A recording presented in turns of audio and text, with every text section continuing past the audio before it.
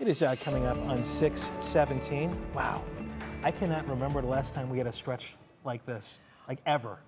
You know, it's funny. I'm trying to remember the same thing. We're definitely kind of on the border here with a good stretch, right? And unusually long stretch of dry weather, dry perfection.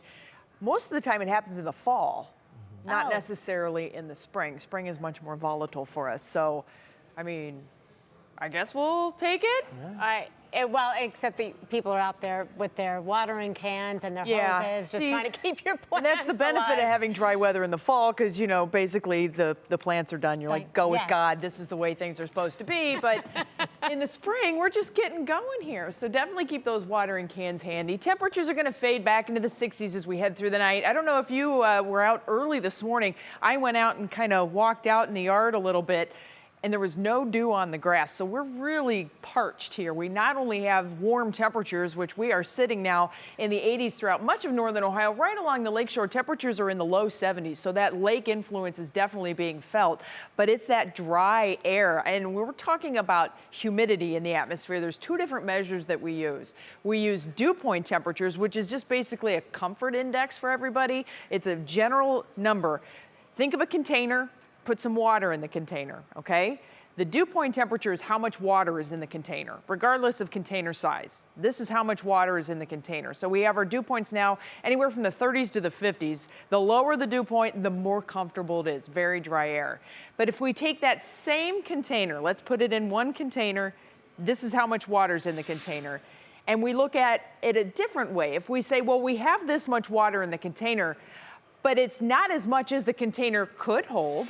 Now we come up with a ratio, and that's where we're starting to see some pretty impressive dry air numbers.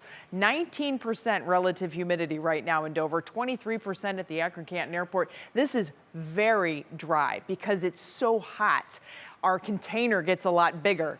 So when we have just this much water in the container, and we have a very big container, it starts to really kind of wear on things. And not only are we feeling that dryness, but of course your plants are too. So make sure you keep them watered. Indiana, they finally got into a little bit more humidity, and it popped up their showers, even some thunderstorms. But with all this dry air, with the sunshine and the heat all combined, we have air quality issues. Not only today, another air quality alert has been issued for your day tomorrow. So let's take a look at your National Designer hour-by-hour forecast real quick. Taking you into the morning, 8 a.m., our temperatures are starting in the 60s around northern Ohio. By noon, we are in the 80s, and I think we're going to be in the mid, maybe upper 80s inland areas tomorrow, and considerably cooler right along the lakeshore. So this is not the end of it. We have another hot day coming on Friday. Then things start to change in your Union Home Mortgage forecast. We're going to tap into some cooler air that's going to start to move in from the New England area, and that will help to bring temperatures down a little bit and bring us a little bitty baby chance for some rain in the forecast, hopefully.